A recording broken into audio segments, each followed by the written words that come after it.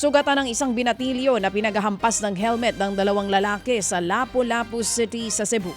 Nahagip sa CCTV ang aktual na pananakit. Kahit nagmamakaawa at umiiyak na ang biktima, hindi pa rin tumigil sa panghahampas ang suspect. Wala nang nagawang mga residente sa lugar kundi panooring umiyak na lamang ang binatilyo. Sa investigasyon, posibleng napagkamalang impormante ng mga pulis ang biktima.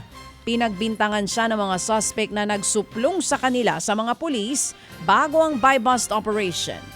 Agad na nagsagawa ng hot pursuit operation ng mga otoridad pero nakatakas ng mga suspect. Posibleng nakatawid na raw ng Bohol at Leyte ang dalawa. Patuloy pa rin silang tinutugis sa ngayon.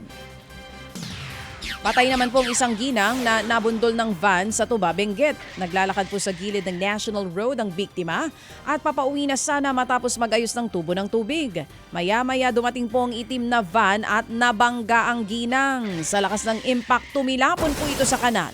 Naisugod pa siya sa ospital pero deklaradong dead on arrival. Napag-alamang isang Sudanese national ang driver ng van. Sinampahan na po ito ng kasong homicide pero nakalaya matapos makapagpiyansa. Desidido namang magdemanda ang pamilya ng biktima. Nangako po ang Lanao del Sur Provincial Government ng pabuya sa makapagtuturo sa mga suspect na nakaengkwentro ng mga pulis sa bayan po ng Buadiposo, Buntong. Isang special action trooper ang namatay habang 4 naman ang sugatan sa nasabing engkwentro. 3 suspect ang tinutugis ng mga pulis kaugnay sa krimen. Kabilang po sa kanila ang hahainan sana ng mga pulis ng warrant para po sa kasong murder at frustrated murder bago pa po mangyari ang engkwentro.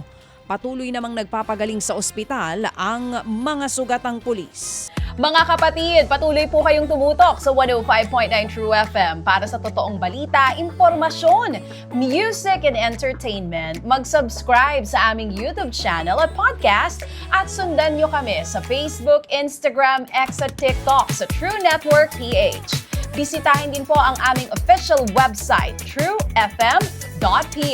At panoorin din kami sa True TV Signal, Channel 19. Kami po ang 105.9 True FM. Laging true sa'yo, kapatid.